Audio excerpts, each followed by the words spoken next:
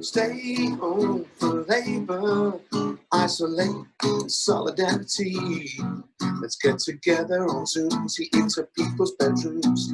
We're all voyeurs for free. Stay home for labor, with Crispin as your MC. Get used to the smell of your fragrant hand gel, hands like an ancient mummy. I said stay home for labor, wave your toilet rolls in the air real quick. Have a laugh, have a sup, keep your spirits up, 'cause when this is all over, we've got some asses to kick.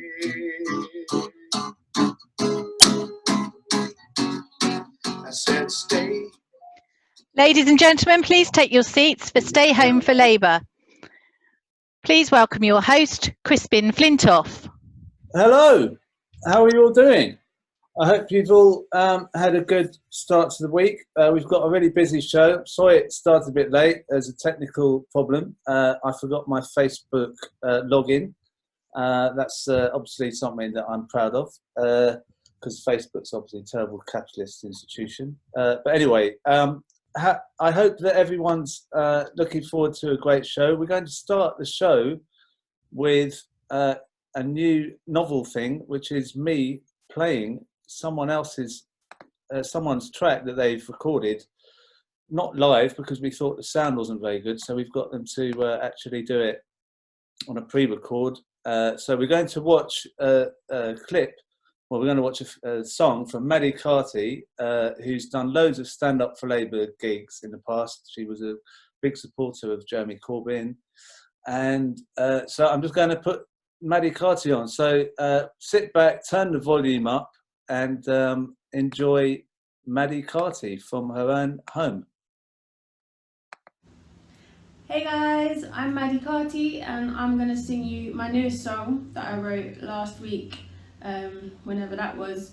And this is dedicated to all the heroes out there, really, who, you know, not just the doctors and nurses, but the carers, the cleaners, the bin men, the posties, like everyone who's just doing their bit and risking their lives and helping everyone else. So this is for them, and it's called The Other Side.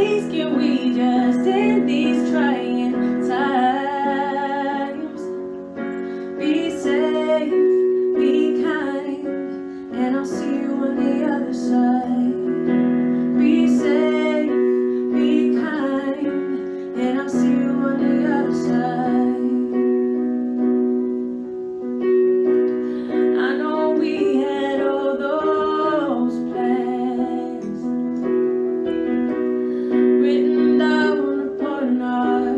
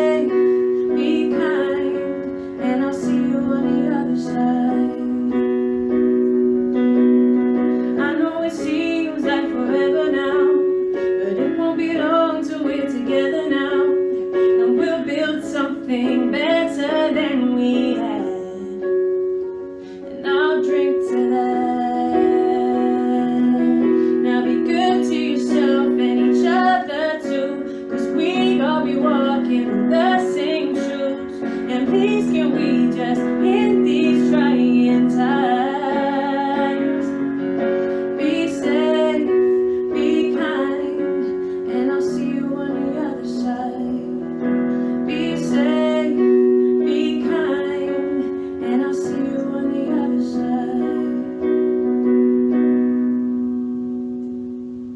side. Cheers for listening. You can hear more from me on all the socials, Maddy Carty Music.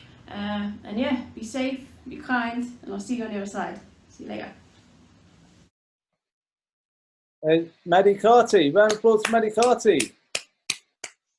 Now, I was hoping to speak to Maddy after her performance, but it looks to me...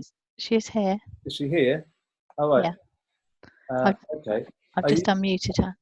Hello. Maddy. Oh, fantastic. We did it. I was here, but I was invisible the whole time. I just renamed her. Okay, right. All right, that confused me a bit. So how are you doing, Maddy? Are you enjoying isolation? Oh, it's great, isn't it? Yeah, no, we're getting by. We're getting by. How are you? I'm okay. I'm in the country a bit, so I've got a place to walk around. But it must be. Are you in London? Yeah, we're in London. So is it a bit intense with the number of people? Yeah, we try and get out, like try and have a walk or a run every day, like get out. So we're quite near a park, which is helpful, but we don't have any garden or anything, so it does drive you mad a little bit. But you know, got to do it. It's all got to be done. And are you writing a lot of songs then in the meantime? Yeah, I kind of didn't for the first 3 weeks. I think I was just being a bit miserable, but then I wrote The Other Side, and I write for other people as well, so I'm doing quite a bit of that at the moment. So keep them busy. But I do need to. So, and your political content in your songs is quite rare to hear that from a lot of younger artists, isn't it? What do you think? What's your take on it? I mean, most of the people I like are you know, so there's Grace Petrie, there's Will Varley, there's Frank Turner. So there are people out there. I think probably they don't get, well, they do. Those ones do get the attention they deserve. But maybe there are more that aren't getting heard. I don't know. I think a lot of young people are still feeling it a lot, and we're much more involved now. Well, that's what I hope, anyway. I mean, like you say, Grace Petrie and others are still out there. I wasn't saying they're not doing enough, but it doesn't seem to be that many that the media talk about. Sort of. No, exactly. They're not going to get the attention they deserve, are they? So. And do you think that your political content holds you back in a career way, or do you think it's just? Do you think you could be, if you didn't do it, you'd be more successful in people knowing you and having more money and having more, you know, whatever you want, bling? Having a garden, just a garden, that's all I want. No, I don't know. I mean, I do a bit of everything, really. Not all my songs are political, so, but yeah, I'm sure it doesn't help always banging on about miserable things, but yeah, I do music that I want to do, really. So, and most of my favourite gigs have always been political gigs, even though I'm not just political, and that's been quite nice. Is, you know, for Stand Up for Labour, you don't expect me to do half an hour of only political songs. You kind of let me be me. So, and I have that with a lot of the left gigs. So, and they're the best ones, really. So, can't complain. Oh well, thank you for being the first performer to be played through their video that we've done. I hope it worked out. I have to see later how it came out, but it was really good of you to send that over, and thank you for then following up with an awkward live Zoom. No, it's fine for having me.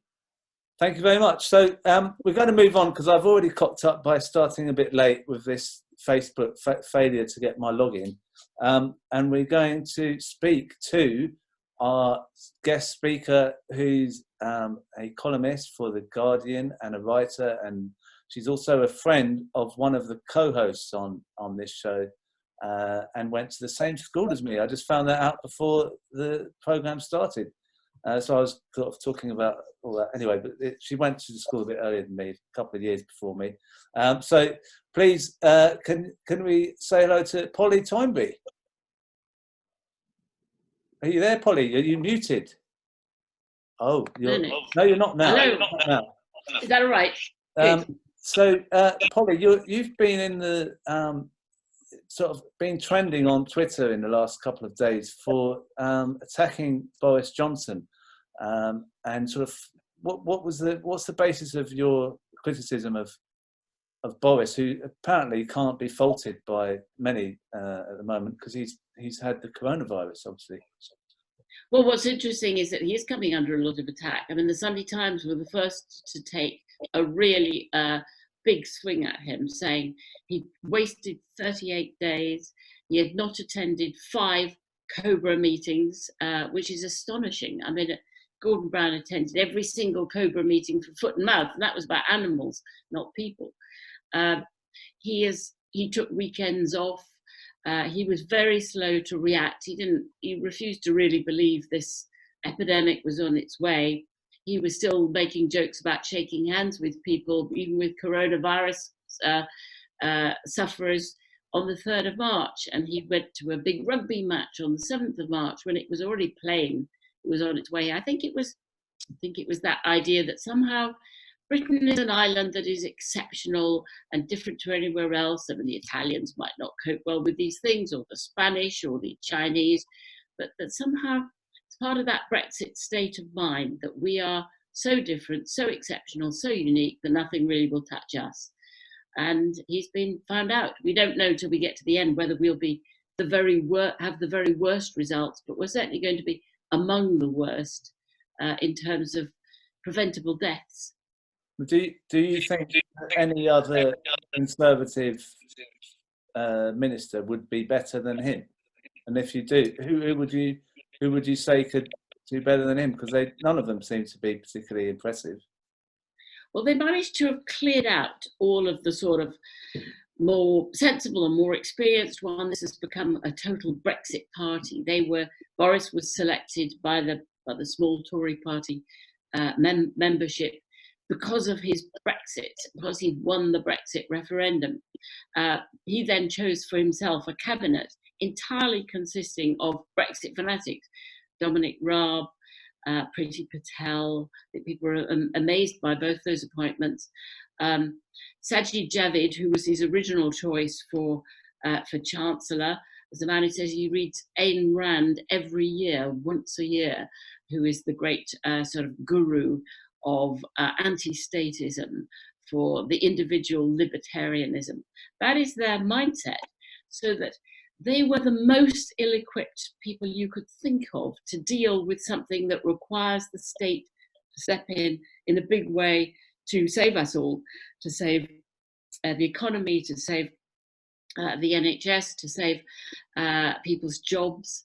They were the people whose mindset was the absolute opposite. They wanted the state out of everything. And there was Dominic Cummings, chief advisor in Number 10, whose whole idea was to destroy things, to destroy the civil service, destroy the BBC, destroy anything that seemed to be sort of state-run, and certainly no great fan of the NHS.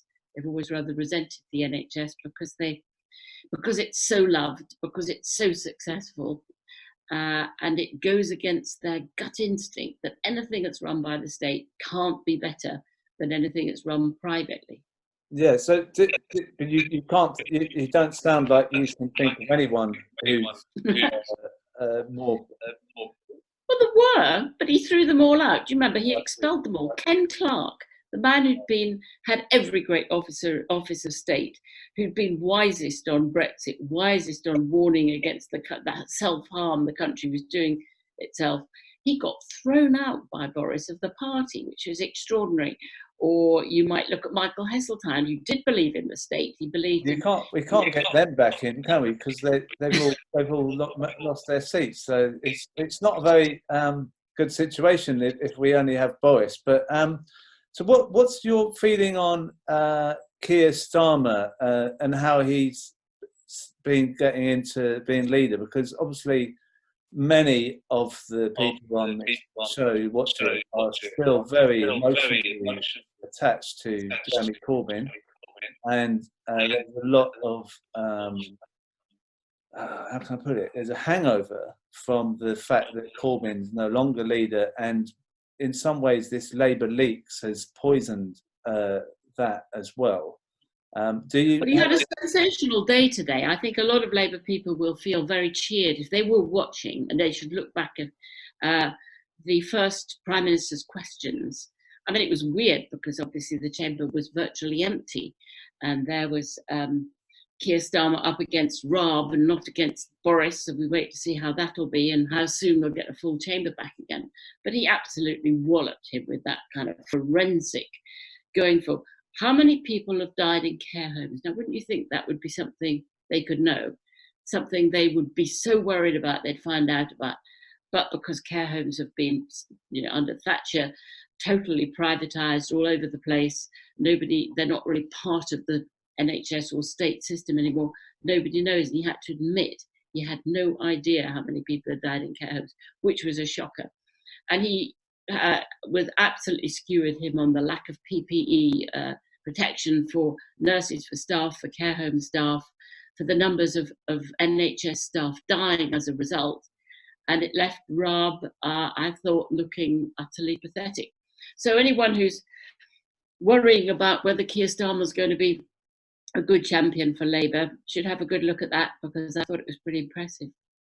And as for Jeremy Corbyn, well, Keir Starmer's never said he's, renouncing everything that Corbyn stood for. On the contrary, he has, in the 10 points he put up himself, includes a great many of the things that Labour people cared most about that were in the manifesto. Right, and you haven't looked at this Labour leaks thing, because we're going to talk about this later on in the show. I mean, it just seems to me as a Labour member, I don't know how much you know about the reaction it's had from Labour members. It's just the most appalling idea that the party at the top stitch up selections, put money where they like to. I'm not going to name anyone for legal reasons, but normal members feel like we can't actually make any difference. It's all set up by someone else. Do you think the media don't seem to be covering this at all? Do you think there's a little bit else going on at the moment, like a lot of people dying, partly through the utter incompetence of this government? I mean, Labour should be focusing absolutely full square on the tragedy that's unfolding in this country and the fact that Boris and his people are responsible for quite a bit of it. And I just think that internal navel-gazing time is over. I mean, I haven't looked at this document. I don't know. And I'm sure it's all going to come out. It's going to be looked at. And, when this is just a leaked version of it, I'm sure it'll all be gone over. Keir Starmer has said he really wants to clean up the Labour Party, and the anti-Semitism and all the rest of it.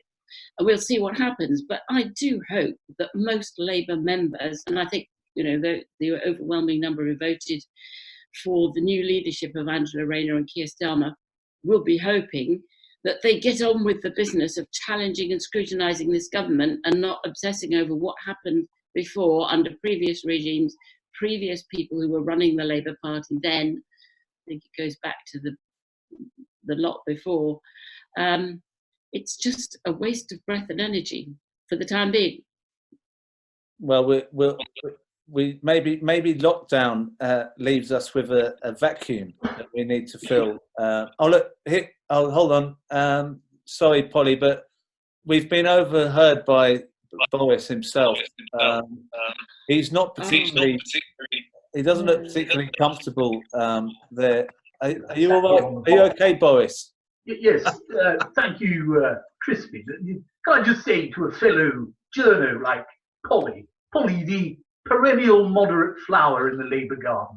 It's nice to see you, Polly. But no, I can't let you get away with some of that stuff you said. I mean, for start, I missed 6 Cobra meetings. Of course I did. What's the point in sitting around for hours talking about cheap Indian beer? I mean, come on. What's the point in that? Secondly, you criticise me for PPE, the scandal of PPE. Well, I have to agree with you. It is a scandal. It is. Because if you were missold insurance, you should be filling in a form and doing it now. Also, shortages in the hospital, Christian. I've just spent some time in St Thomas's Hospital, and while I was there, I can tell you there was a great supply, huge supplies of Netflix, Weetabix, and Harry Potter box sets. Wonderful. So, yes, the Islington Labour said, I'm with you. So, Polly, from one journey to another, please, let's stick together. Because as you can see, I've switched sides. Thank you. I'm on the bog as well. Can you see? Yes. All right. Well, thank you, Polly, for coming on the show. I hope you had a good time. Thank you very much. We'll try not to navel gaze too long later on, but I think we might get involved in a bit of heated talks. But anyway, thank you for coming. And thank you for having me. Keep having a go at Boris, even though other people think he's the same. All right. Right. And now we're going to move on to a new part of the show that I'm doing, which is to actually say what we're doing, which is so that you know that we are doing this. We have the comedians on, and we're going to, just so you know that was a comedian, that wasn't actually Boris Johnson, that was a comedian, and I'm going to ask Don Biswas if he's able to. Don? Hi, Crispin. How are you doing? You well? Yes, I'm good. So tell me, what have you been up to, Don? I know you're a busy man. What have you been up to? Well, actually, I'm not busy. For the last 4 weeks during lockdown, I've done absolutely nothing. And as a result, I've been offered a job by this government. That's a joke, Crispin. Last night, I did an online comedy gig as well. And I did my best Boris Johnson impression by not turning up. I'll tell you a few more things. First of all, what I've been doing in lockdown is I've been watching films. I'm a massive fan of movies, especially the Mission Impossible franchise. And I've seen the script for the latest film, where Tom Cruise's character tries and gets a shipment of PPE delivered to the UK under a Tory government. It's a bit too much, I reckon. So, can I just say one thing? I should have made more of an effort tonight, Crispin. I do apologise. I haven't had a shave in days, and my hair is all over the place. A bit like the government strategy towards the coronavirus. You're doing so many jokes, Don. I don't know how you keep up. I'll leave you with two more things. First of all, talk about the new Labour leader, Keir Starmer. I hear that he's moving to a seaside constituency, just so when he's asked to properly criticise the government, at least he can bury his head in the sand. Some people disagree with that, but we've got Piers Morgan criticising people, the government now. And finally, I leave with this. This is a non-political note. As you know, last week on Facebook, everyone's doing a picture of them when they were 20 years old. I want to show you a picture of me when I was 20 years old on Facebook. Here it is. Can you see it? It looks like a dog, doesn't it? A dog. Yeah, I should explain that. I'm a Hindu. This was a picture of me in a previous lifetime when I was reincarnated as a dog. So, apologies, I haven't got any other pictures for this lifetime. And finally, like I say, keep safe and enjoy the rest of the week. Thank you. Thank you. I better get on to Suzy Bennett. Suzy? Hi. Look, I know that I'm really blown it because you've got another gig in about 2 minutes. So it's okay. Tell me it's 2 been minutes. Postponed, the other one. So it's okay. Oh, thank God. But it is Corrie night, so you know. How have you been? Have you been watching any more Columbo this week? Oh yeah, always. I love Columbo. Do you know there's the guy that in the care home who got the cushion with his wife's face on it? Did you see that on the news? No. The carer he sleeps every night with the picture of his wife, and the carer bought him a cushion with her face on it, and it was on the news yesterday, and it was they were on Good Morning Britain for ages, and he was talking about it. He's an ex-war vet, and it's just like a really nice, heartwarming story. But nobody came to interview me when I had Columbo on a cushion that time. I just got kicked off the National Express for being a bit strange. But yeah, I'm loving your hair, Dawn and Crispin. It's like getting higher and higher rather than long. But I've put my hair up today because it's hot. But I've been I watch a lot of daytime TV. They've been doing little tutorials on how to cut your hair at home. And the other day this morning they had celebrity hairdresser Michael Douglas, who is big. And my mum was in the other room and she said, Michael Douglas? And I was like, yeah. And then my mum actually thought the bloke out of Falling Down was going to be tutoring Janet Street Porter how to cut her fringe at home. That's how it's going. But me and Mum are getting on all right. We went out for a walk today and we found a little nature trail near where we work, and she saw a slow worm, and then we had to go back home. So that's how my life. But I need to up the fitness. I've been talking these weeks about how I've been expanding and I've been wearing elasticated trousers the whole time. But the other day I had to actually put a bra on, and I got a really horrible, nasty shock. So this is one for the ladies. Do you recognise what this is, ladies? Yeah. Yeah. Oh, yeah. And some of the men as well. It's a bra extender, and it's come to that not only have I got one on, I've got 5, guys. I've got 5, and they only come in packs of 3, so I've got 1 left. I can only go up 1 more, and then so I thought I need to sort it out, and I've been digging through the cupboards, and I found this old tin of Slim Fast, and it's only January 2017. I think it'll be all right, so I'm going to get on with that. I need to get back to the stage of weighing my cheese. That's rock bottom when you have to weigh the cheese, but it's been getting a bit serious. But I also found in the back of my cupboard these portion control things, and what it does is shows you the sensible amount that you should be having. So that little one there, say for cheese, one for rice, one for cereal, and this one here, this is for gin. It tells you how much you're allowed to have, so I think I'll be all right on that one. But yeah, I need to sort out, because I've got to start getting into real clothes soon, so I'm getting a bit panicky. But I thought about doing the 5.2 diet, which is where you fast for 2 days of the week. So you eat normally for 5 days, and then you fast. And when you fast, you're only allowed to have 500 calories. Now, eating a lot of food has been getting me through this, so I think I'm going to be quite grumpy. So all I'm going to do on the fasting days, I'm just going to take sleeping pills and just sleep it out. I like to get up and have a Twix, and then straight back to bed again. That's the only way to get through it. That's not about the Elvis diet. Yeah, but yeah, you notice things when you put on weight, or little things like the body pillow I've been cuddling up to every night has gone flat. So I need to sort it out, because I need to go back to real life, because I'm starting to have hope now that soon I will be getting back into my jeans at some point. So yeah, I've got to start doing that. But I've got my rainbow earrings on today. My mum's going back to work at the hospital tomorrow, so that's in support of her, bless her. And I enjoyed Boris on the bog, and I'm glad he's feeling better now, so we can start slagging him off again, because it was awkward, wasn't it? Because I don't know if anyone's ever looked at Boris Johnson and thought, oh, he looks like a man who washes his hands. So yeah, glad he's better. But yeah, that's about it really. I'm just gonna oh, by the way, the diet starts Monday, so it would be stupid to do it now. It's my mum's 60th birthday on Friday, so we're going to have lots of gin and lots of crisps and cheese. And then, as always, the diet will start Monday, so I'll keep you posted. But stay safe, everybody, and lots of love. Thank you, Susie. Well, we're going to bring in a new comedian who we haven't put on this show before, who's from Battersea, and we used to do a lot of comedy gigs together in London. And he works part-time doing other work in order to keep going, because obviously as comedians there's no live work, so it's very difficult, as Don and Susie are experienced as well. So yeah, I'd like to speak to Jason. Are you there? Hey, what's up, Crispin? You all right? Yeah, I'm good. So what have you been, how are you keeping going? Because you've got another job you do part-time as well, you say? Yeah, I do deliveries, so it's frozen food. I've had this job for like 5-6 years, which basically says I'm not that convinced comedy's for me. All right, because most comics just go full in. I'm like, no, I need to hold on to this just in case. But yeah, it's been keeping me sane.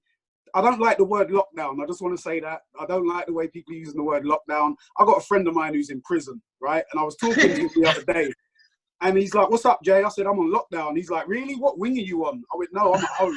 I said, well, that's not the same. That's not the same. Can you leave? Then you're not on lockdown. So that just sounds intense. So will you just call it self-isolation then, or isolating? And just staying home. I love the I've been delivering to people's houses, and they got these notices like, leave the food on the door, I'm self-isolating. And I kind of have to remind them, look, it's frozen food and the weather's kind of warm, so you might want to get to the door or you'll get sick. But yeah, it's fun. British people interest me, Crispin, because British, we're so stubborn. There's a virus going around. Everyone's saying, stay at home. Stay at home. And British people are like, well, it's 21 degrees. I'm going out. I need some sun. I don't get that. So what's it like in Battersea where you are? Are people all respecting the distance, social distancing and all that? No, No? I had a woman, I was queuing up to go into Asda, and a woman came, this old black lady stood right next to me, and I said, excuse me, I might have it. And she looked me up and down. She looked me up and down and went, oh, well, you look all right. I was like, okay, thanks. So I've got her seal of approval. But the police were in Battersea Park moving people on about a week, 10 days ago. Were they sunbathing and that? Or? Yeah, people were sunbathing. There were people out there playing cricket. People were on the Astro track playing football. Yeah, they had the posts up, and they were. So I just thought, we're very stubborn. You know, we're very stubborn. So Battersea, the virus is not leaving Battersea anytime soon. Wow. And are you struggling not gigging? Is it good that you can come on a show and tell a few jokes on here? Because you're not able to do any gigs now. Yeah, I mean, do you know what the worst thing is? All comedians, like, we got busy spells and quiet spells. This lockdown hit just as I was about to get busy again. I was coming into a really busy period, but it's the longest since I've been doing comedy that I haven't done stand-up. So I'm starting, you get itchy feet. I was watching stand-up online, like on Netflix, and then that just made it worse. So look at these people in the room sitting next to each other laughing, and so do you tell a lot of jokes? Do you tell a lot of jokes at home then when you can't do it out here? Not really. I think out loud. I don't tell jokes. When I rehearse, I do stuff out loud in my room. So I'm always writing and trying out new ideas. And, whenever I got friends or my mum will come around and be like, who are you talking to? Like, she thinks the coronavirus has messed me up, man. She just hears me talking to myself. So. All right. Oh, we better move on because I as I say, I ballsed up with a Facebook login just now. So started. Well, stay safe, everybody. Stay safe. See you soon. See you later, Jason. Patrick, our final comedian. Are you there? Hello, Christine. Hello, everyone. You all right? Can you see me? Can you hear me? Very well. Yeah, this is the best picture I've seen of you. This is really clear today. You're joking? Yeah, I can see that you brushed your teeth today. I'm not even using broadband. This is just a picture of me from Instagram. It's the best filter I can find, Crispy. I haven't even got teeth. I just put this up. I've just been playing around with that Instagram and TikTok. I've just been, it's not too bad, that, is it? It's good. How do you keep yourself trim? You look quite trim. You look like you're looking after yourself, No, I'm decreasing the size of the screen so you can't see the rest of my body.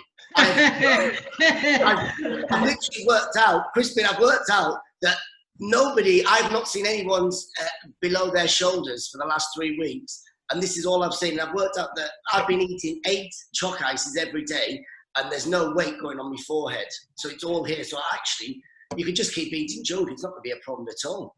And I want to say... You've been stockpiling those chalk ices because I couldn't get any. I couldn't find any.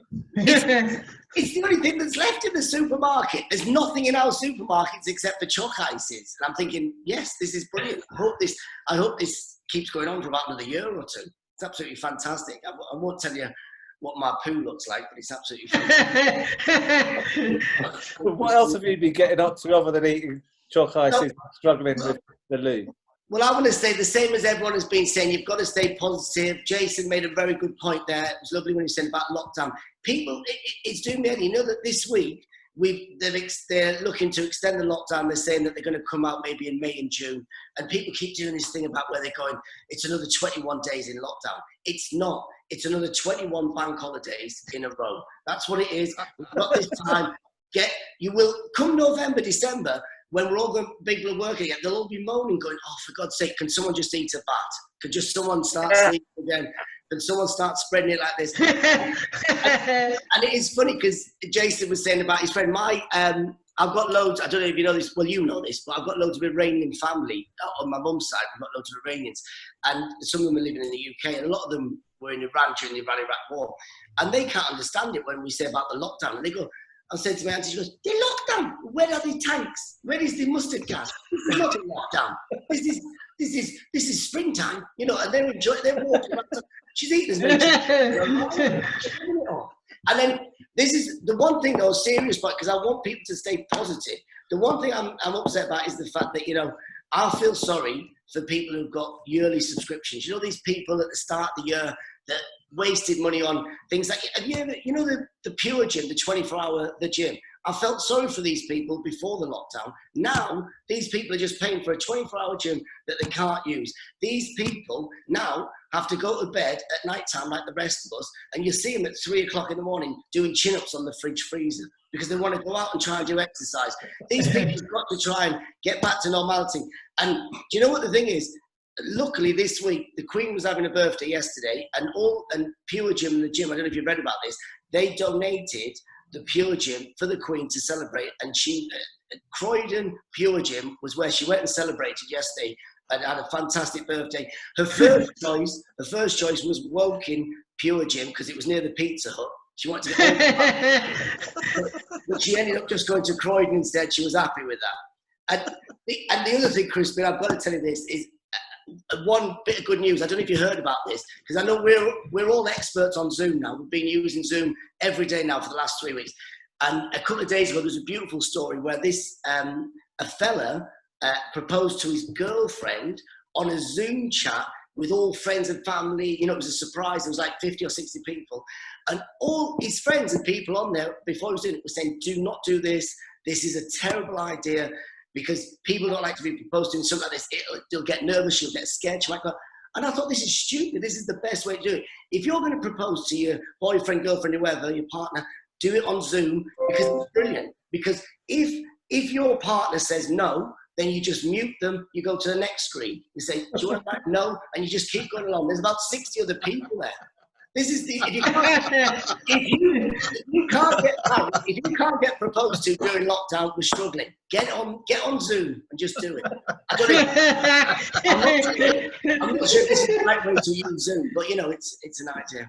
You've got loads of ideas. You're always positive, and it's great to see you again. So what we're going to have to move on. I'm sorry, but we've got a busy show, and I'm going to do something else that's new here, which is to go into this, which is a new. Oh no, it's put the wrong one on. Should not be that one. It should be this one. Can you see it? Oh well, forget that. It's a quiz. Is what I'm trying to say. There's a quiz. We're going to do a quiz, and thank you, Patrick. And Thank you. we're going to get on with a quiz. Now, I've asked a few people if they want to take part in this quiz. I'm a bit worried about how this is going to work because that didn't quite work. But anyway, Mandy, are you there? Mandy's there. And the other person who is going to be in the quiz, Mandy is from Norfolk. Are you there, Mandy? I am. Can you hear me? Yeah, great to hear you. Because I'm trying to find the other person and I can't see them. Kendrick. The answer is Barbara Castle. Is Kendrick there? No. Kendrick is not there. So I will ask Mandy. What I'm going to do is it's just going to be me and you. Oh no. Help. Where are you? Here I am. Can you hear me? Yeah, but I can't see you. Are you totally on Miranda's iPad. Oh, I've got the wrong one. Sorry, yeah. I got No, I can't see you. Can everyone see Mandy? Was it just me? You can. Right, okay. Well, I'm going to ask you the first question, Mandy. If you can't get this, I'd like people who are watching to make a comment in the chat. And if you know the answer, just write it down in the chat, okay? So the first question I'm going to ask is, let's see if this works. It should do. I'm going to say, who is, I want you to tell me who this person is. There's two people in this picture, and I want you to tell me who they are. There's three people in the picture. I want you to tell me who the two on the left are. If anyone can tell me who the two on the left are, then you have won the quiz. Mandy, can you do it?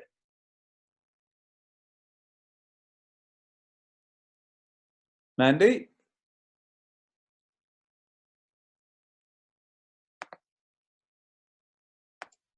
No.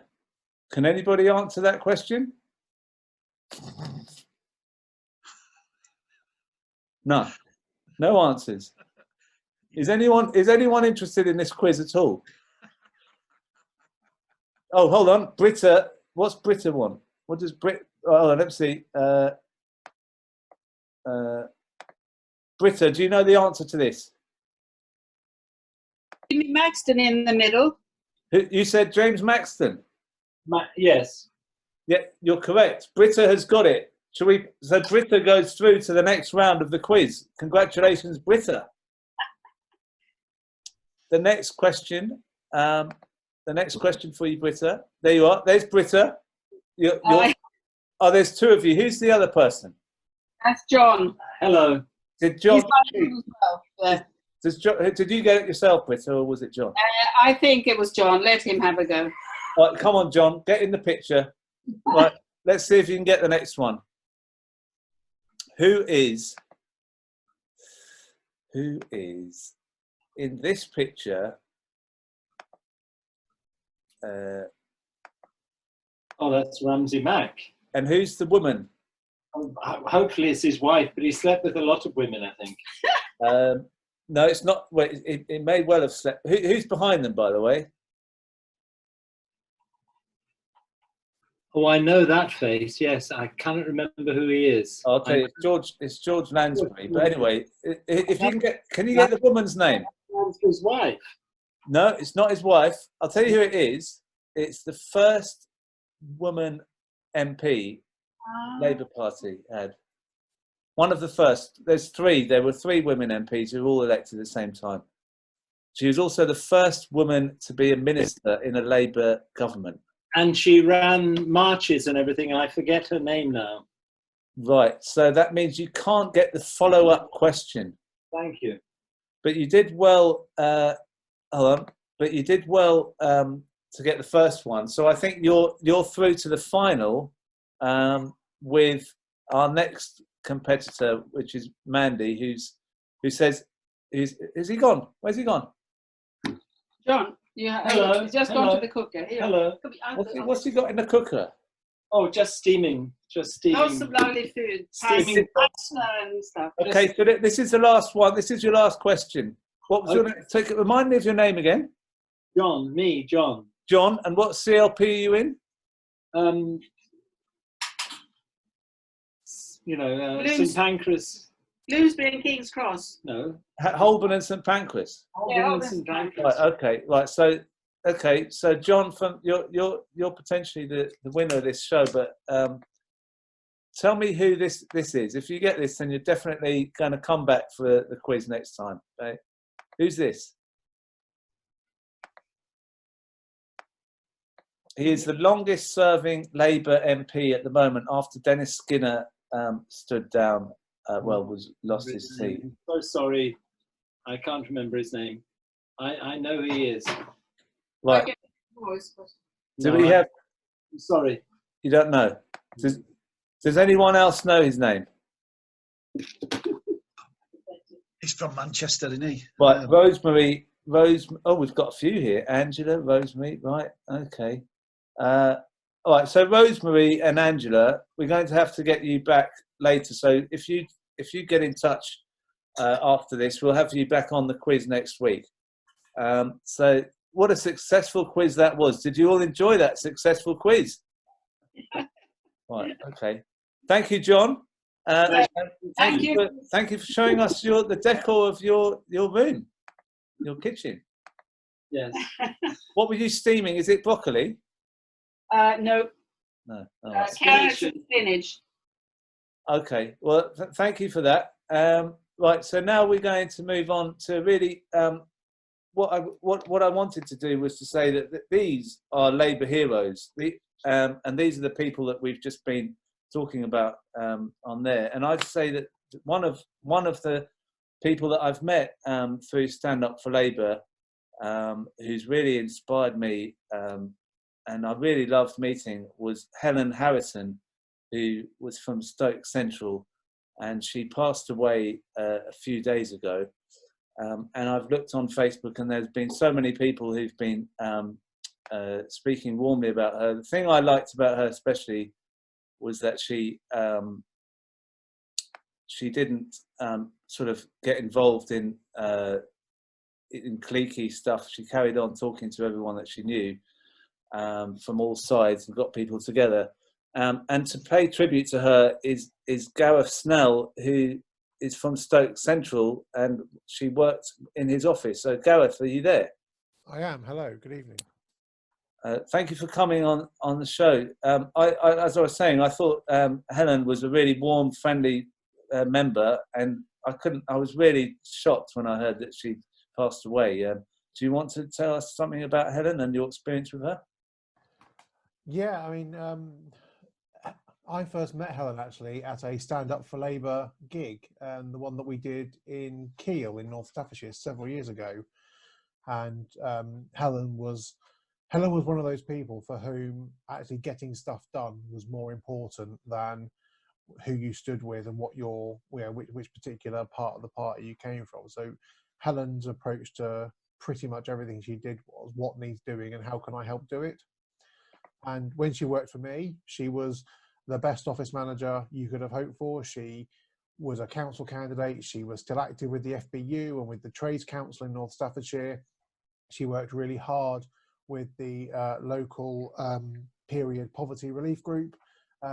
And she basically, if there was something that needed fixing, if there was somebody she saw that needed help, or if there was an injustice that she could see, she took it upon herself to get involved, find a solution, and bring people together to fix it. And one of the things that I will miss most about Helen was, for those that don't know, she was poorly. She had a particularly unpleasant form of cancer, but even up until when she passed away, she was still not afraid to tell people when they were getting it wrong. She was still not afraid to say, actually, I think this is what should be happening.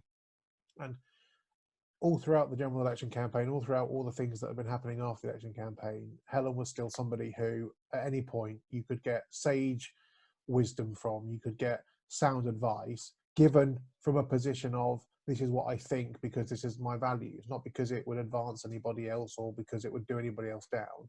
It was from the heart. And she was kind, she was caring, and most of all, she just wanted to see us all get along. And I think the one thing I'm going to try and do to honour Helen most of all is try and just be a bit more like that in everything I do going forward, because if we had more Helens in the world in the Labour Party, we would be a much better place, and it would be full of people who just want to see everyone else get along without worrying about who's getting the credit.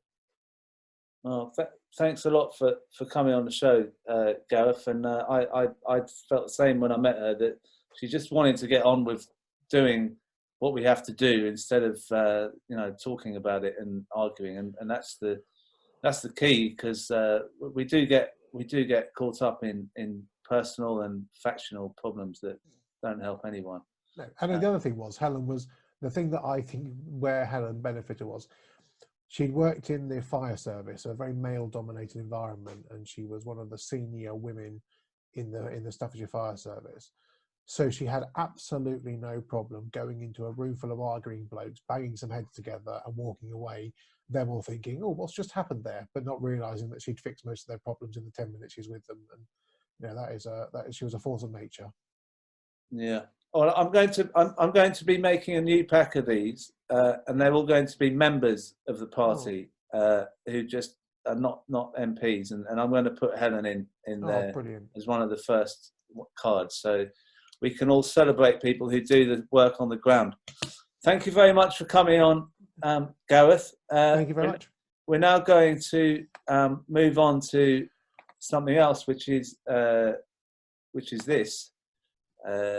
We are going to be doing a discussion, and we've got lots of people who've come on to talk about the main issue that everyone seems to be talking about in the party, but not officially, not through any branch meetings or CLP meetings, and not through any media, other than maybe this and a couple of other online shows, and that is the Labour leaks, as you can see. And I'm going to ask to start this discussion.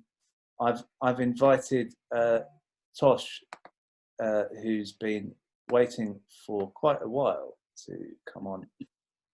So Tosh, can you tell us what your feelings are about the Labour leaks without actually libelling anyone or getting me into any trouble? I'll certainly try not to libel anybody, Crispin, particularly myself. Do you mind not being a bit more than try to, just not? Yeah. Okay, well, what my feelings about it, first of all, is I'm very angry. These allegations that have come out make me really angry. I mean, I've been a Labour Party member for more than 20 years. I've been an affiliated member for more than 40 years through my trade union.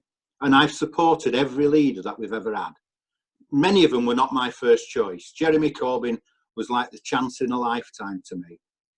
Now, what I find really hard is the fact that the report had been made, apparently, to be given to the inquiry that's taking place into anti-Semitism. Now, what I can't understand is why the lawyers recommended that it wasn't put forward. Now, that is hard for me, that anybody, lawyers for the Labour Party, anybody in the Labour Party, wouldn't want to bring forward allegations of racism, sexism and bullying. That is basically what we're all about. We're about everybody being equal, about respect for each other. And some of the allegations in there are really horrendous. Now, what I also can't understand, as a trade union rep for 40 years, I got involved in many of the anti-discrimination legislation that came in, the dignity at work legislations, and where we got them introduced into workplaces. The first thing that should happen, if an allegation that's made along these lines, let's not forget we're talking about some of the worst things you can be accused of. Now, if this happens, first of all, the person who's bringing forward the allegation should be protected. The person with the allegations against should be put on investigatory suspension, and that is for everybody's protection. Now, the investigatory suspension isn't a punishment, but it's right that if somebody's had allegations against them, somebody feels they've been bullied, racism, sexism towards them, they shouldn't be taken out of the environment because they've had those things done to them or believe they've had those things done to them. The person who's had the allegations made against them should be put on investigatory suspension. It's not discipline, and this is all in line with ACAS Code of Practice.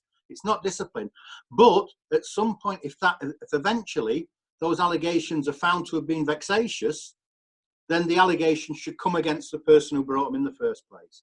And I am astounded that we have people in our party right at the very top who are more interested in finding out who leaked this document than dealing with the issues that are in there, that I think touch such a raw nerve within our movement. They're the very things that we're supposed to stand up against. I cut my teeth in the 80s fighting apartheid in South Africa. I now fight apartheid in Palestine any way I can, the Israeli apartheid there. Now, allegations were made against many people for anti-Semitism. As I understand it, the NCC say 90% of those allegations had no substance. But the people whose allegations came against, they were named, they were shamed, it was all out in the public, and yet nobody came around to say that shouldn't be happening. There's one rule for one ear and one rule for another. I'm really concerned, really concerned, that what we've moved into now is a witch hunt and people are going to be cleared out. When real allegations, nobody could have seen them leaked reports, seen the allegation that's been made there, and not be utterly dismayed that that's happening within the Labour Party, a socialist party that's supposed to be looking after people and fighting discrimination. So your main point, I like your mug, your main point is that we should suspend the people that have been obviously seen as kind of, how do you put it, aggressive and unpleasant to others who are named in the report. Is that what you're suggesting? But there are three things. That what I'm saying there about people, when allegations like this are made, there should be an investigatory suspension. It's not discipline. That's what happens in workplaces. That's what happens. That's what the ACAS Code of Practice, that's what trade unions have gone and introduced to places. my real issue is that the lawyers didn't want to put this document to the investigation. That to me stinks of a cover-up. Why would you not want to expose allegations of racism, sexism and bullying? Why not? And, you know, thirdly, why are we more interested in who leaked that document than the allegations that's in it? Whoever leaked that document, I have no idea who it was, but whoever leaked that document did us all a favour. Because if the lawyers had got their way, we would never have found out about this. We all had suspicions. We had suspicions here in Doncaster, in the Yorkshire and Humber Labour Party, that people were working against us, but there were suspicions. If these allegations in a real independent investigation are found to be true, we were right. And Right. that's heartbreaking. That's like a kick in the guts. Yeah, I mean, we did discuss this in the last two shows about that. I kind of wanted to move on a bit to what we can do. So I'm kind of looking for practical things we can do to address the allegations that we've read. So I'm just gonna bring in Eleanor, or have I might Elena? Is it Elena? Yeah. Hi. Eleanor. Hi. You'd like to speak about what you might be able to, what you think you could be done, what could be done about this, how we could change things a bit, maybe. Well, first of all, I have to say that I've worked really hard the last 4 years, as have all our activists in Hackney. And I mean, you know, what I've done is I've written a letter to all the members of the NEC and to Jenny Formby. I've also written a personal letter to my local MP. Our CLP we've created an open letter, and I got many members to sign it. So I would recommend people to do that. I mean, every member should write one letter and send it to each member of the NEC, because it's absolutely outrageous. And if we don't do something about it now, nothing's going to change. And in the short term, there has to be a root and branch investigation. And you know, I was suspended before for one tweet, and I had to campaign to get that lifted. I mean, for one tweet that I was suspended, and the contents of this report is really, really, really damning. What I've read so far, I mean, I cried after reading a couple of paragraphs of it, because I put my heart and soul into getting this, you know, getting Labour elected, and the devastation, you know, that filters through around me. I mean, you know, one of the concerns that I have is that I'm chair of a residents association. I go actively campaigning and door knocking. Like, what am I going to say to the people on the doorstep? You know, your votes didn't mean anything because, you know, there was enemies within the party that basically, you know, that they were basically putting problems in the machinery to make sure that we didn't win. And, you know, that needs to be investigated.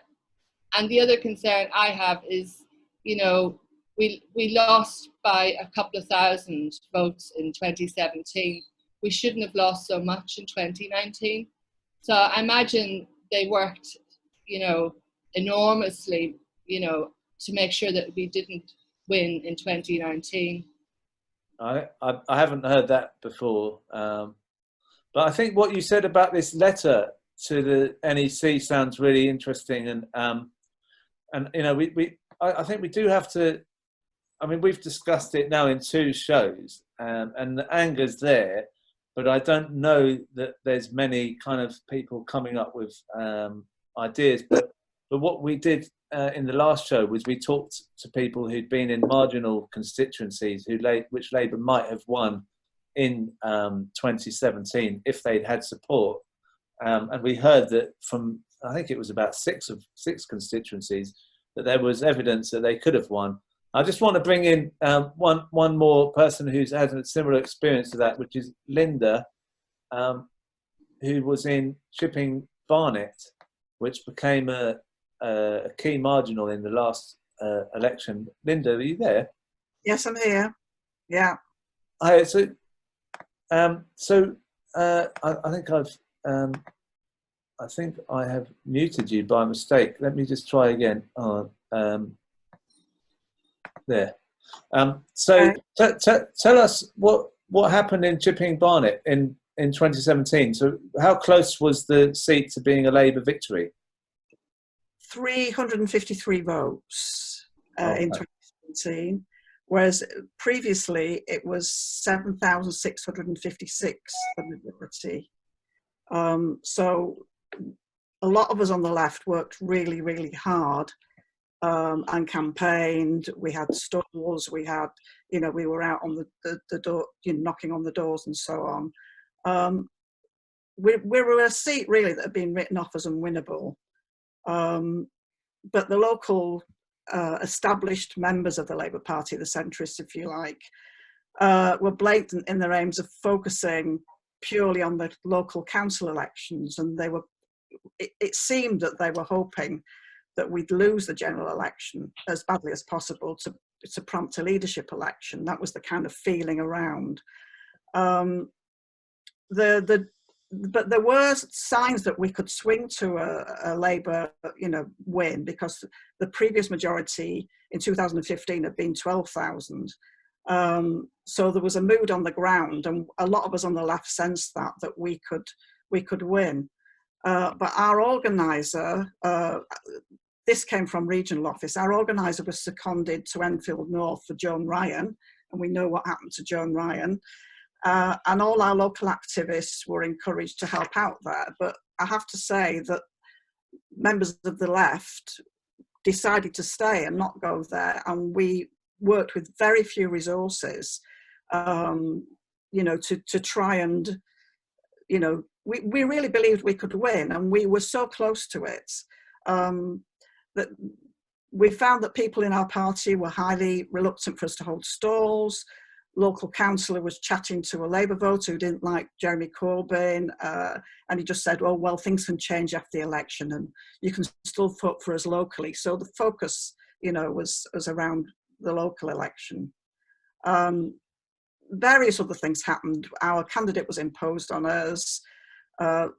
Local activists were stymied and suppressed and encumbered as much as possible in both 2017 and 2019.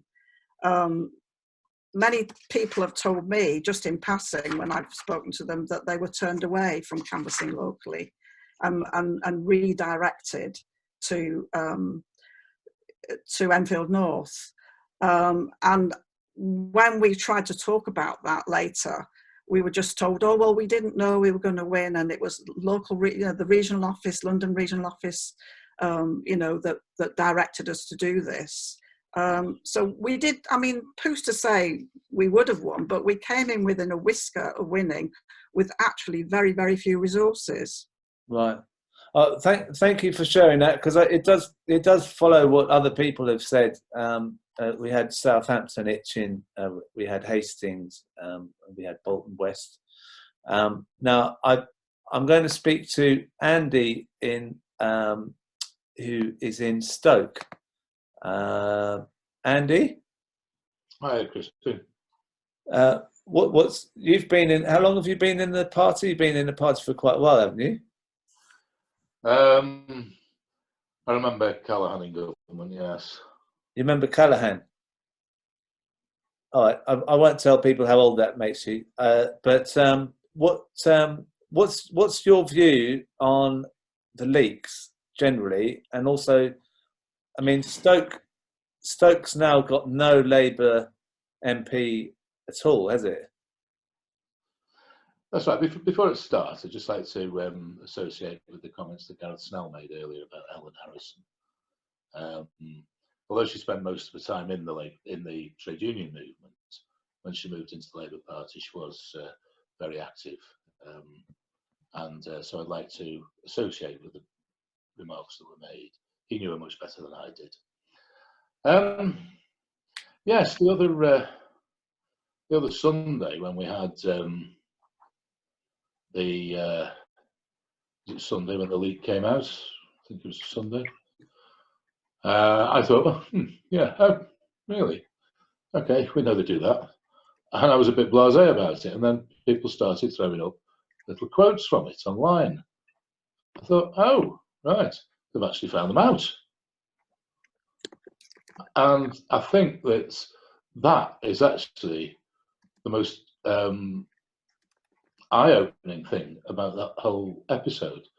I think a lot of us have thought that this has gone on for a long time, about the gerrymandering of where resources go and who is going to be followed and who is going to be encouraged to stand in places.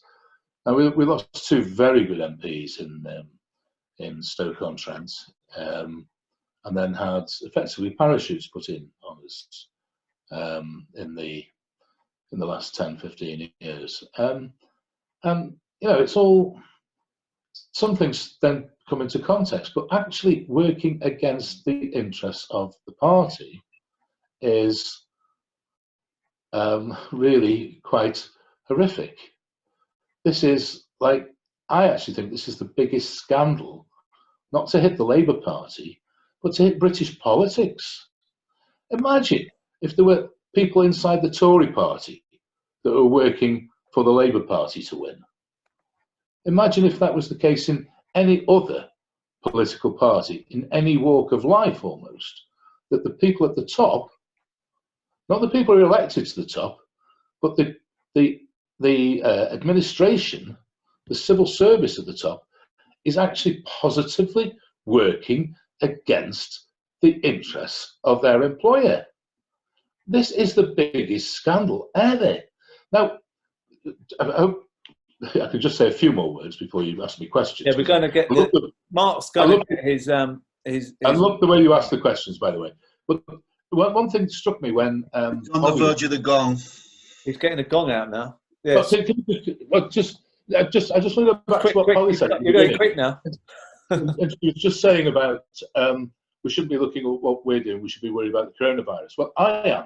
COVID-19 is a serious issue, and I have to deal with those issues every day. However, had we had a Labour government for the last 3 years, we'd have had a national health care service, we'd have had investment into our national health service, and we wouldn't have been left in this situation where up to 1,000 people are dying needlessly every day. Well, not every day, but up to 1,000 people dying daily, needlessly. And that is just wrong. And we could have changed that had that not been the case, if those saboteurs hadn't been in there. And it really is that serious. Those saboteurs ought to feel guilty for every death that was potentially preventable by his Corbyn government. I don't want to gong you on such a serious point, Andy, and you're right, but there's others that want to speak in the debate as well, so I'm going to gong you, but not out of any malice. I thought to tie together. Gong in. The main issues of the day. Gong in. Give him a gong. Go on. I thought to tie together the two main issues, Crispin. No, I like the way you did it, Andy, but I like the idea of you being gonged as well, because can you give him a gong? Go on, Mark, give him a gong. Yeah, you can know that. Yeah. Wait, listen. I think nice to hear from you, Andy. I'm going to mute you now. You're muted. Yeah. Right, you're muted. Right, he's muted. Right, so what I wanted to say was what Andy was saying in that was a lot about the power of the central party and how unaccountable they were, and seemingly for these leaks, what they should seem to show. Now, I've been banging on about this personally for quite a long time, but I'd just like you to have a look at this graph that I'm going to share on screen. I've never done this before, but I'm really excited that I can share this with 136 people live on Zoom. So here we go. We see here where your money goes as a member when you pay your subs. And if you look at it, that red blob at the bottom, which says £2.50 per year to your local party, goes totally against the idea of a grassroots party.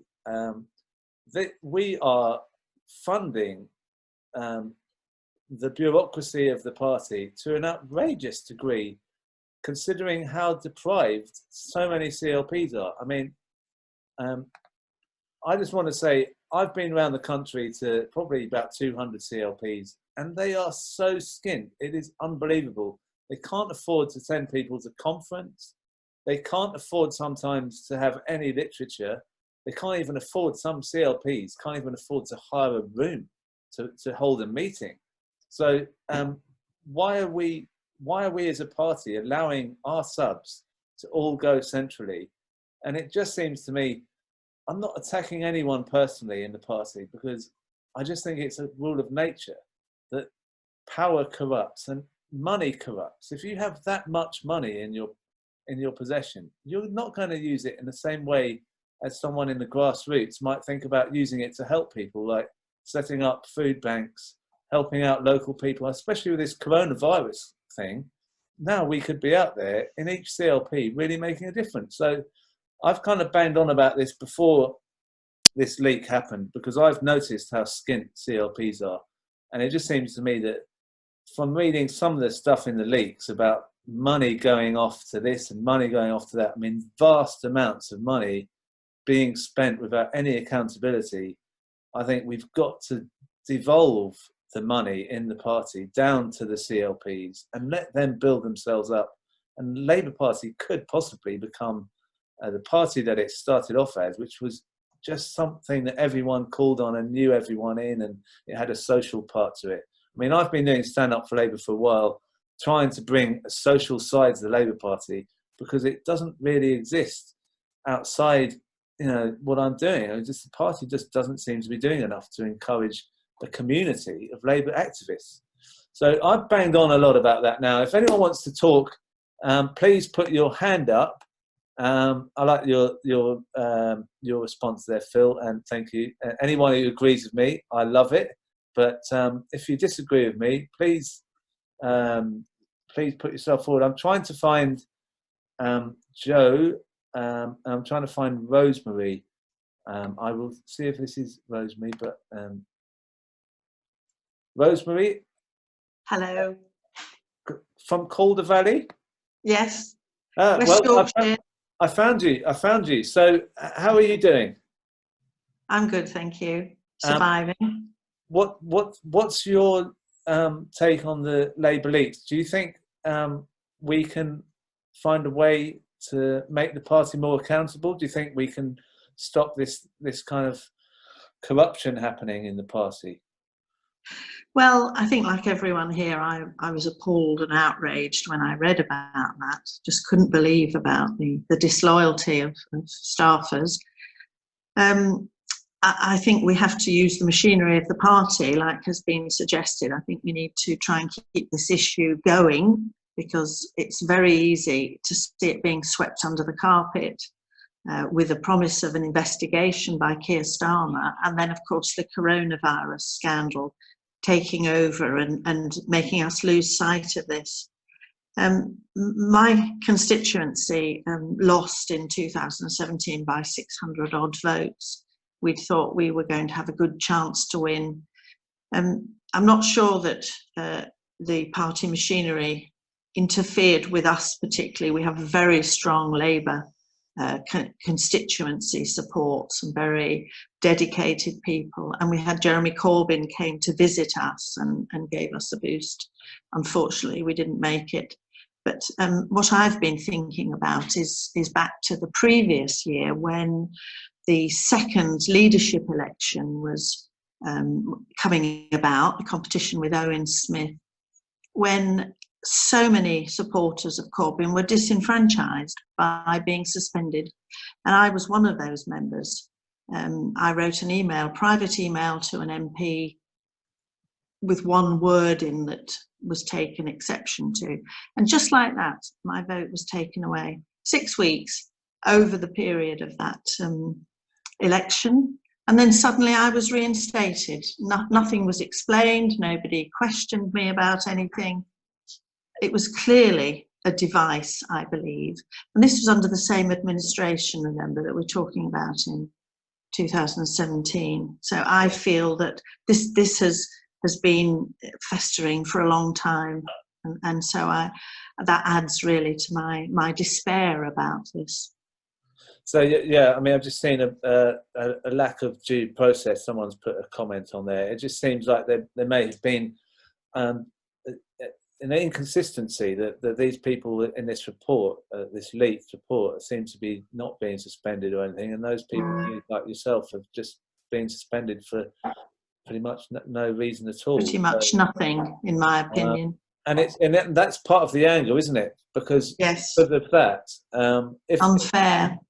Yeah, but how do you think? I mean, it's more a question for me about how we can stop the top being so unaccountable. And I think we can obviously do investigations, but in a way we need to, I think, change the structure. And I'm just going to bring in. I'm just going to ask Pamela. Pamela, are you there? Yes, I am.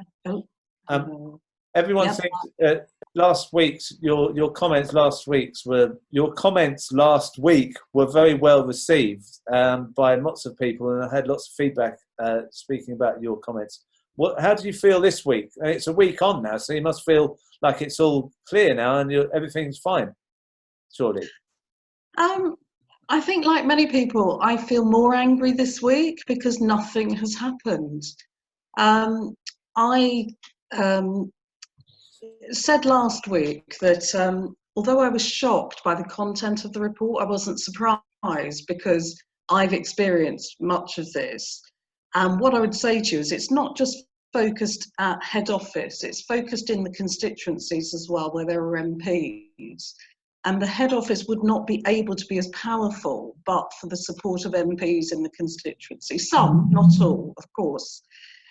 So I'm angry, and the more I think about it and the more I think back to the situation of what happened with some of my friends who were suspended for it. This was in the trot hunt in 2016, and the way that these people are being treated, it's just unfair, as many people have said.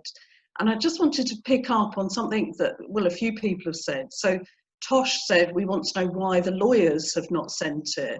It's not the lawyers making a decision on not sending the report. Lawyers will only ever advise their client on what to do. And the decision has been taken by somebody in the party. So who is the person in the party who has decided that report should not go to the Equalities and Human Rights Commission? We deserve to know that. We don't need to ask why the lawyers gave advice that they did, but we need to know who was the decision maker. It can only have been somebody very senior that would make that decision. But also, we understand, we don't know because we get very little information, that Keir Starmer was given this report on the day he was elected leader. So what did he do on getting that report? Even if they decided not to submit it to the Equalities and Human Rights Commission, surely anybody with an ounce of integrity would have taken action to suspend those people and investigate. As many people have said, that is normal practice. I'm a manager. Yeah. If I saw that, I'd be horrified. And the longer this goes on, the more angry I feel at the injustice. And this is in the Labour Party.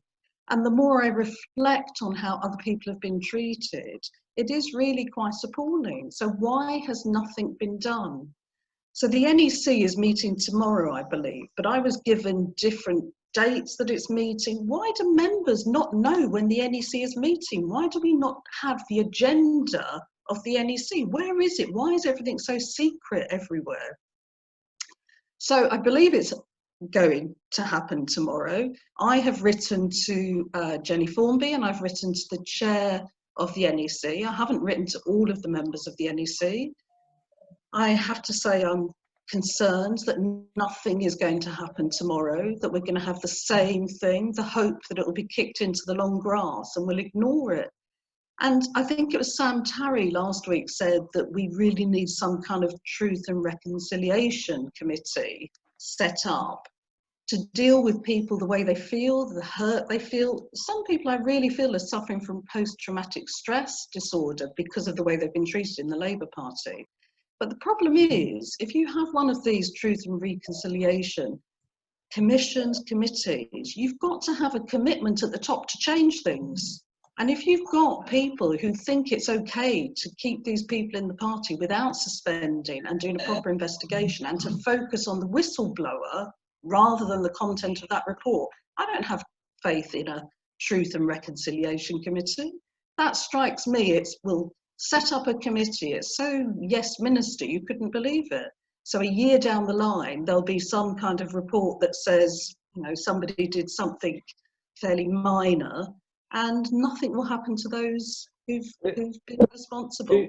Do you think? I mean, what I always remember is this quote from Tony Benn, where he said that that the status quo always looks good when you happen to be running it yourself. So if you're running the Labour Party, you're not going to say, oh, we need to change it. As soon as you're in that position in the office, you're thinking, oh, this is quite good round here. So I suspect that we as members have to form some kind of organisation to take on this leak issue, because otherwise nothing will happen. And you know, it's quite positive, for example, that John McDonnell has come out and spoken a few times now about it. But I'm not sure that many MPs are prepared to talk about it. And it's kind of like, you know, I'm talking to you on this show, but there aren't many Labour websites or Labour anything, you know, Facebook pages that talk about it. There's a lot of people outside Labour saying, oh, you got to leave Labour. You know, people further left, if they want to call it that, or people who've already left the Labour Party and saying, oh, this is great, now we can get all these people to join us. So it's quite dangerous that the Labour Party is not addressing it, because those people who want people to leave have got quite a good market for them to do it that with. And so it would be great if we could keep in touch on here with you, because you're very focused on it, and you also seem to have you seem to take the right. Everyone seems to feel a bit, like you said, you're more angry than you were last week. And I've seen people on this comment saying they agree with that. And I think that's true. I think people are more angry because it's not being dealt with and it's not being discussed. But I think we just have to keep persevering. We may all get suspended. We may all, but I've heard it's unlikely we'll be facing libel action. I'd hate to be suspended as a Labour member, because I really think there's no other way of changing things and being in the Labour Party. And can I come in, Crispin? Can I come in? Yeah, but did you unmute yourself there, Mark? I did. It's one because for you. Are you in head office? Are you? Yeah, I'm now in charge. For me, that stuff there that Pamela's spoken about is right on the bone, right on the, exactly right through the middle. And I said the other day, it wasn't about right and left, it's right and wrong, this. Yeah. And for me, a week on, I'm probably seething. And the worst bit about it is that the current circumstances are allowing people to almost brush it under the carpet. And it's our role as ordinary members, because that's all I am. I don't propose to be anything else than an ordinary member, to make sure that we keep this rumbling so that it doesn't go under the carpet.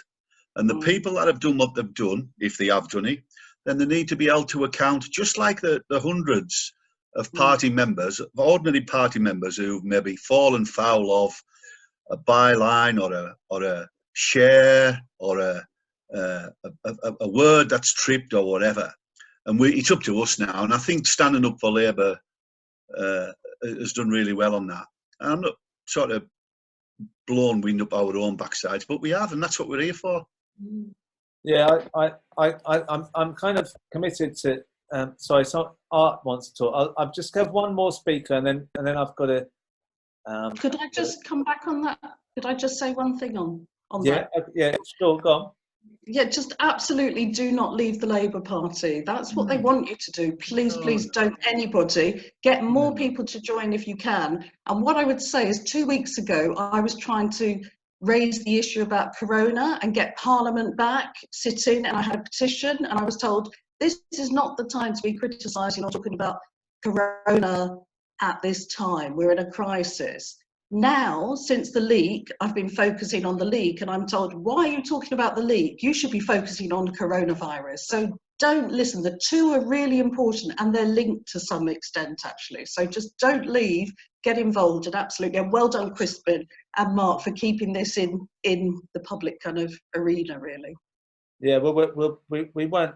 I don't think we can stop talking about this, because I got so many emails saying we've got to talk about this that if I don't, then I'll probably have to turn off anyway. Look, we've got one more. Art politely put his hand up. Can you hear me, Art? I can indeed. I hope you can hear me. Yeah, I thought you were the artist taxi driver last time. Now you've come in on your own. You did. I was going to impersonate V.I. Lenin today in honour of his birthday, but I came straight. So what have you come to say? I'd like to echo many of the other people in the room tonight with a fear of a whitewash.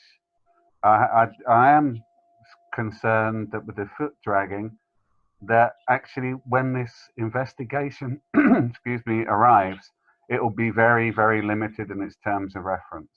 And I think actually those terms of reference should be as broad as possible, because I actually think, desperately disappointing and sickening as these revelations are, there's maybe an opportunity here to increase democracy. This could be a lever that we could use to increase the accountability of the party to the membership.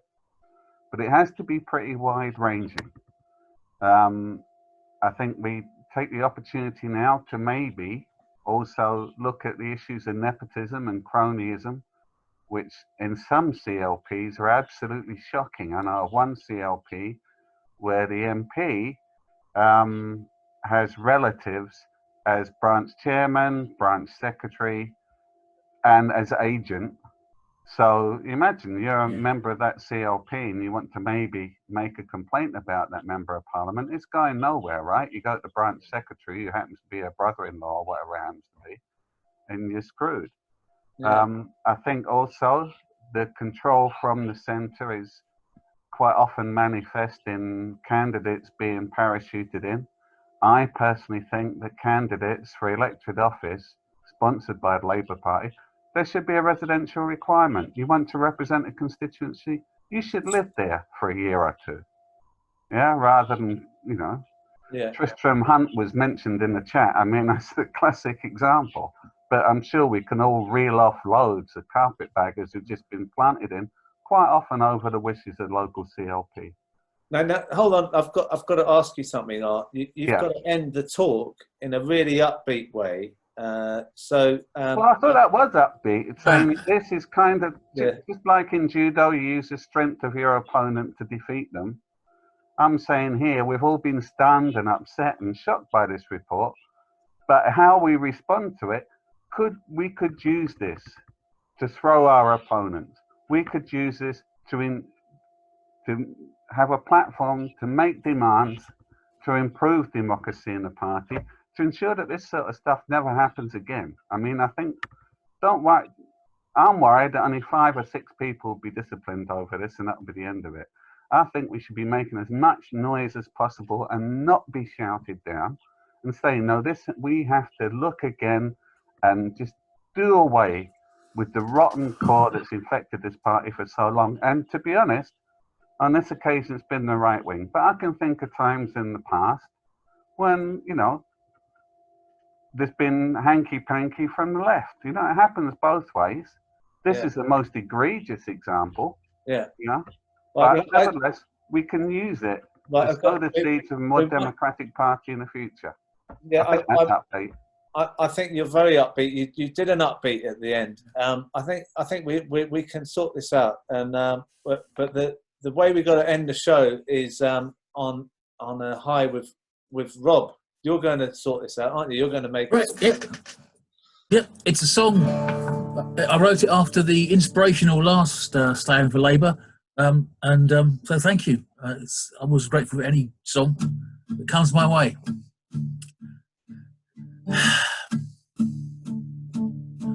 Well, there's nobody to blame if our brave Prime Minister doesn't like to work weekends. And yes, he might have missed 5 emergency meetings, but now we're going to make amends. Thank you very much. You kept on working. Who needs PPE when you can get a badge? It says who cares, and it only costs you 89p. Yes, it only costs you 89p. No, there's nobody to blame if our brave Prime Minister thought he was the new Clark Kent. He wasn't doing nothing. He was looking for a phone booth, while 38 days came and went. So, thank you very much. You kept on working.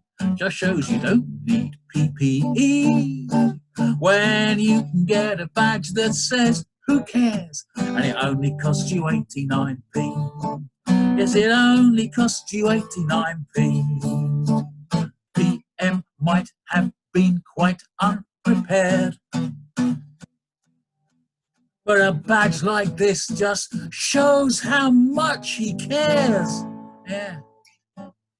So now is not the time to talk about a pay rise unless it's for our brave MPs working from home. And now is not the time for government to be criticised. Wait until you're dead first. Just thank you very much. You kept on working. Who needs PPE when you can get a badge that says who cares, and it only costs you 89p. Yes, it only costs you 89p.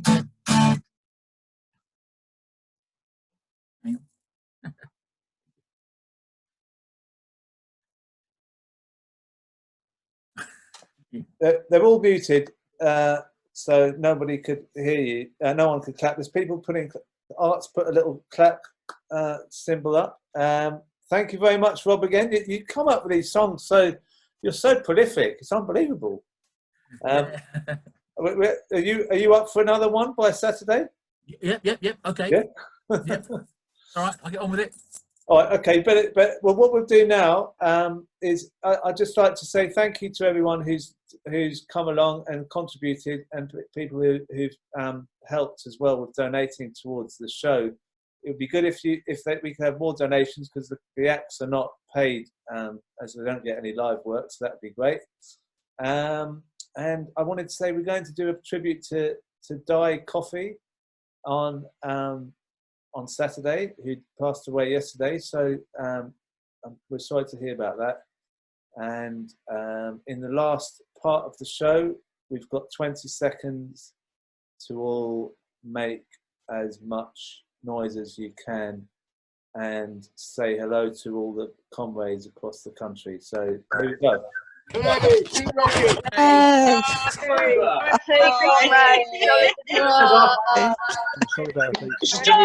Solidarity. Crispin. Solidarity. Solidarity. The revolution of the workers. Everyone. Mentioning Guy Coffey. Solidarity forever. Boris. Boris.